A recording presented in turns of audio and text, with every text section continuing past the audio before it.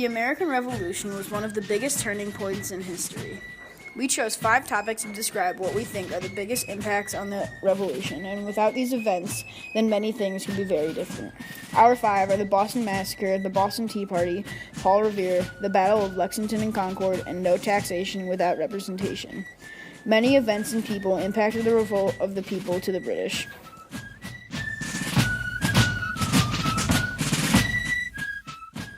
People rebelled to fight for what they believe in. People believe that they have rights, and they do have rights. They believe that they didn't need to pay taxes in the colonies, especially for something they didn't want or need. They thought that taxation was unfair, so they did things like the Boston Tea Party and the protests that led to the Boston Massacre. They rebelled because they were done with all the things that the British were doing, such as importing weapons coming from the pocket of the colonists. They needed to fight for independence so that they weren't paying anything else that they didn't need. This rebellion led to the American Revolution.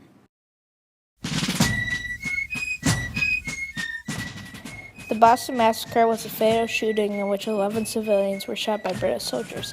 5 were killed, leaving 6 injured. There were 2 key events that led up to the Boston Massacre: the Townshend Act and the Stamp Act, which imposed taxes on the colonists in which they did not think were justified. Also, at the Boston Massacre, a black man was shot and killed. He was the first ever black man to stand up to a white man for what he believed in, and no one had ever done that. The famous Paul Revere drew a famous picture of the Boston Massacre that traveled all around the colonies. Paul Revere may have been a good painter, but his picture was inaccurate. The picture shows the British soldiers shooting at the rioting citizens. What Paul Revere didn't show was that the people were attacking the soldiers as they attacked. This is a big deal because the colonists thought Paul Revere's painting was accurate when really it was inaccurate, which led to many more revolts. The colonists rioted against these taxes. One of these riots resulted in the Boston Massacre. The taxes imposed by Britain, as well as the presence of British soldiers, made the colonists aggravated, which ultimately led to riots and revolts. The colonies rebelled against the British, who were trying to impose their will and force loyalty with taxes and first British occupation of the colonies. These events and the subsequent revolts were the beginning of the American Revolution, which then led to the Revolutionary War.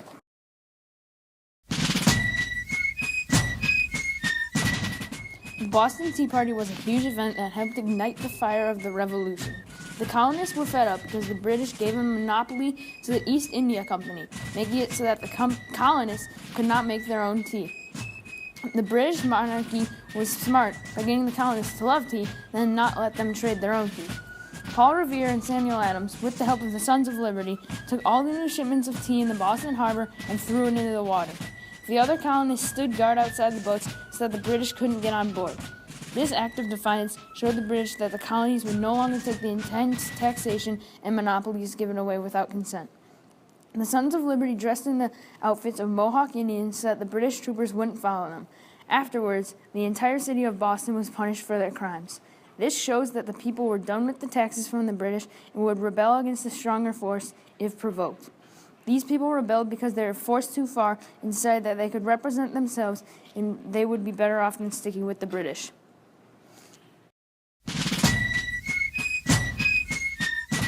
Paul Revere had one of the biggest impacts on the Battle of Lexington Concord, which impacted the entire Revolution. He was the one that alarmed the people of Lexington that the British Army, the Redcoats, were coming to attack. He told them to evacuate the town. This was called the Midnight Ride. Although Paul Revere never made it to the actual Battle of Lexington and Concord, he was probably the biggest help to the battle. Without him doing this, many people would have died, and this would have changed the course of history. It was called the Midnight Ride because he was riding at midnight on the eve of the Battle of April 18th, 1775. Paul Revere helped the colonists win that battle, and if we didn't, then we would be under the British control and we would be very different. There were 700 men that were lined up to come and take back the weapons that the colonists had stolen. Paul Revere led the people that had lived in Lexington safely from the fighting between the colonists and the Redcoats. If Paul Revere hadn't alarmed the people, then we would not have won that battle. Without Paul Revere, we would not have gained our independence. The Battle of Lexington and Concord was fought on April 19, 1775. This was the first battle of the American Revolution and the first step to American independence. This battle is what really started the war. Before, there were protests wanting to declare America's independence, such as the Boston Massacre. Most of the protests were in Massachusetts, the first colony founded of the 13 colonies. 700 men lined up to confiscate weapons that the colonists had stolen. The soldiers for the colonists were untrained farmers that were going up against very powerful men with more weapons. Someone fired, starting the battle, but no one knows who shot first. Paul Revere led the alarming of the British redcoats coming to Lexington. He warned them to leave the area and to take what you absolutely need and leave right away. They fought from late night of April 18th, 1775, into the morning of April 19th, 1775. The British started to retreat after they underwent heavy firepower. Many more battles followed. The colonists were very surprised about their victory, and the redcoats retreated towards Boston. Another protest that led up to the battle was the Boston Tea Party. The colonists started another protest by throwing hundreds of gallons of tea into the British that the British had imported from England to the colonies.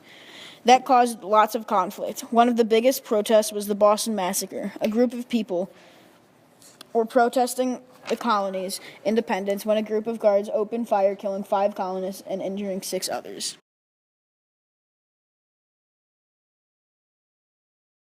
No taxation without representation is a slogan originating during the 1750s and 1760s that summarized the primary grievance of the British colonists in the 13 colonies, which was one of the major causes of the American Revolution. A fundamental difference of opinion had developed between British authorities and the Americans on the related issues of taxing the colonists and their representation in Parliament. On the surface, the Americans had a view of actual representation, meaning that in order to be taxed by Parliament, the Americans rightly should have actual legislators seated and voting in London. They had virtual representation, and Britain told the Americans that they do have rights and to stop being a baby.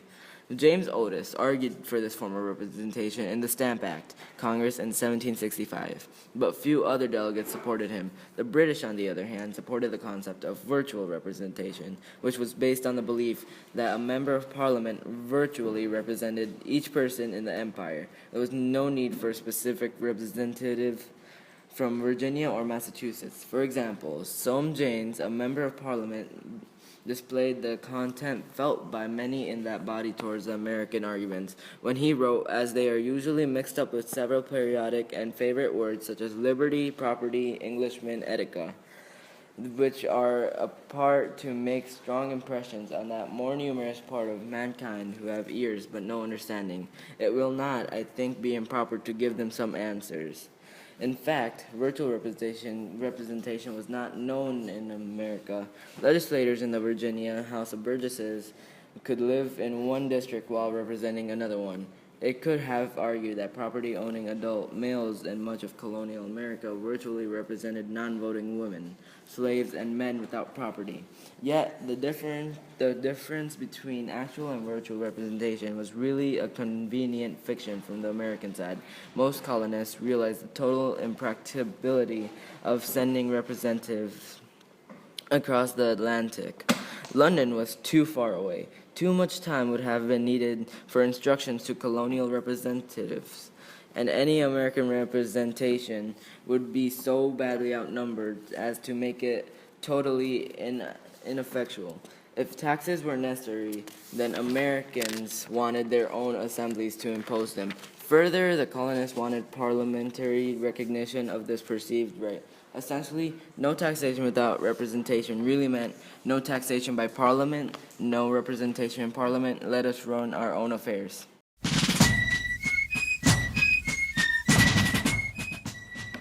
In conclusion, without these events or people, the American Revolution and our country's independence would be changed forever. Each event had its own toll on our independence, such as the Battle of Lexington Concord, which was a battle that basically started the war.